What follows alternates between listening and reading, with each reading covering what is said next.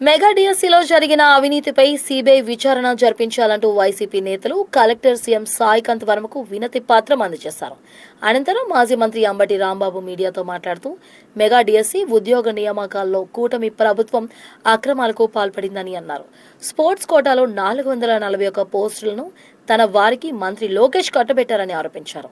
GO number 4 ద్వారా పరీక్షల్లో పాల్గొనకుండానే ఉద్యోగాలు ఇచ్చారని మండిపడ్డారు. ఉద్యోగాల నియామకాలు పూర్తి కాగానే జీవో నంబర్ 4ను రద్దు చేశారని అన్నారు. నీట్ పేపర్ లీకేజీకి బాధ్యత వహిస్తూ కేంద్ర విద్యాశాఖ మంత్రి రాజీనామా చేశారని, కానీ లోకేష్ ఎందుకు చేయలేదని ప్రశ్నించారు. 2025 డిఎస్సీలో జరిగినటువంటి అక్రమాల మీద ఇంతకు ముందు కూడా అనేక సందర్భాల్లో మేము ఉద్యమాలు చేశాం. కానీ ప్రభుత్వం వైపు నుంచి సమాధానమే లేదు. దాన్ని పురస్కరించుకొని ఈ రోజు నుంచి 10వ తేదీ వరకు ఒక షెడ్యూల్ని వైఎస్ఆర్ కాంగ్రెస్ పార్టీ ప్రకటించింది. దాని ప్రకారం ఈరోజు ప్రతి జిల్లా హెడ్ క్వార్టర్లోనూ కలెక్టర్లకు వైఎస్ఆర్ కాంగ్రెస్ పార్టీ మెమోరాండాలు సమర్పించడం జరుగుతుంది. దానిలో భాగంగానే ఇవాళ కలెక్టర్ గారికి అంటే జేసీ గారికి మా విజ్ఞాపన పత్రాన్ని ఇవ్వటం జరిగింది. అదేవిధంగా మళ్ళా నిరాహార దీక్షల కార్యక్రమాన్ని రిలే నిరాహార దీక్షల కార్యక్రమాన్ని టౌన్ హాల్ మీటింగ్స్, ఆ తర్వాత 10వ తారీఖున పెద్ద ఎత్తున ర్యాలీని నిర్వహించాలని భావించి షెడ్యూల్ ఇచ్చారు. 10వ తారీఖున ర్యాలీ కూడా జరుగుతుంది. దీనిలో ప్రధానమైన అంశం, ఇది చాలా ఘోరమైనటువంటి స్కామ్కి రాష్ట్ర ప్రభుత్వం పాల్పడింది. మా ప్రభుత్వం అధికారంలోకి వస్తే మొదటిగా సంతకం పెట్టేది డిఎస్సీ మీద అని చెప్పి చంద్రబాబు నాయుడు గారు ఆయన ప్రకటించారు. అధికారంలోకి వచ్చారు. సరే, మొదటి ఎమ్మట చేయకపోయినా ఒక సంవత్సరంన్నర తర్వాత సంవత్సరానికో డిఎస్సీ పరీక్షలు నిర్వహించారు. ఈ డిఎస్సీ పరీక్షల కోసం 3,50,000 మంది చదువుకున్న వాళ్ళు ఎదురు చూస్తున్నటువంటి సందర్భం. దానిలో 1,600 పోస్టులు ఉన్నాయి. ఈ 1,600 పోస్టులు నింపేటటువంటి కార్యక్రమం చేశారు.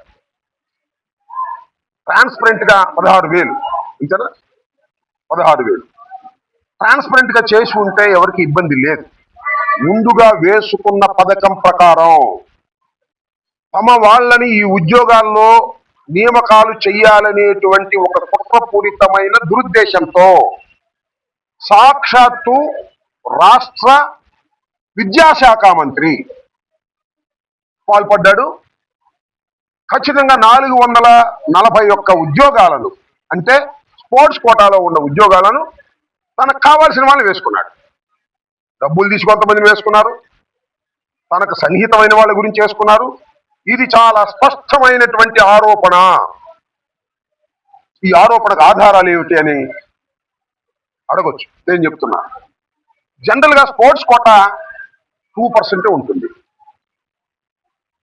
మన లవకేష్ గారు దాన్ని 3% చేశారు ఒక జీవో ఇచ్చి. దాంతో 441 పోస్టులు వచ్చినాయి, పెరిగినాయి పోస్టులు. అయితే ఈ డిఎస్సీ ఎగ్జామ్స్ లో అందరూ పాల్గొంటారు. స్పోర్ట్స్ కోటా తర్వాత నిర్ణయిస్తారు. ఎలా నిర్ణయిస్తారు? వాళ్ళ సర్టిఫికేట్లు తీసుకుని అప్పుడు నిర్ణయిస్తారు.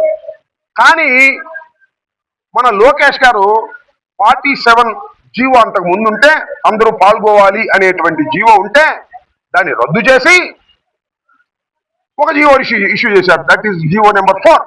దాని ప్రకారం స్పోర్ట్స్ కోటాలో నియామకాలు కావలసిన వాళ్ళు ఎగ్జామ్స్ లో పాల్గొనవలసిన అవసరం లేదు. వాళ్ళు ఎగ్జామ్స్ లో పాల్గొనవలసిన అవసరం లేదు. అంతకుముందు పాల్గొవాలి. అంతకుముందు జీవో ప్రకారం 47 ప్రకారం, ఈ నిత్యం జీవో ప్రకారం పాల్గొవాల్సిన అవసరం లేదు. డైరెక్ట్ గా రావడం, సర్టిఫికేట్ చూపించడం, ఉద్యోగం తీసుకెళ్లిపోవడం అని జీవో మార్చారు. పోనీ ఈ జీవోని అలా అట్టిపెట్టారా అంటే అట్టిపెట్టలా. మన నియామకాలు అయిపోయిన తర్వాత మళ్ళీ పాత జీవోని పునరుద్ధరించారు. అంటే వెసులుబాటు చేసుకున్నారు. 441 పోస్టులు వారికి ఇష్టం వచ్చినట్లు వేసుకోవడానికి కావలసిన వెసులుబాటు చేసుకొని జీవోలు మార్చేసినటువంటి సంఘటన. దీనికి సమాధానం చెప్పండి అంటే సమాధానం చెప్పండి. చర్చికి వస్తానంటాడు ఆయన. దీనికి సమాధానం చెప్పాలని అడుగుతా ఉన్నా. 441గా ఎందుకు రైట్ చేశారు? నెంబర్ 1. అంతకు ముందున్న జీవోని రద్దు చేశారు. నెంబర్ 2, పోస్టులన్నీ అయిపోయిన తర్వాత రద్దు చేసిన జీవోని మళ్ళా పునరుద్ధరించారు. ఎందుకు? ఇక్కడ మీరు క్యాష్ తీసుకుని ఉద్యోగాలు ఇవ్వటం కోసమే కదా, లేదా మీ తాబేదారులను మీ సొంత మనుషుల్ని వేసుకోవడానికే కదా? ఇది స్కామ్ కాదా? దీన్ని చూస్తూ ఊరుకోవాలా? యువత ఊరుకోవాలా? టీచర్స్ ఊరుకోవాలా? వైఎస్ఆర్ కాంగ్రెస్ పార్టీ ఊరుకోవాలని అడుగుతా ఉన్నా. ఇది ఇలా ఉంటే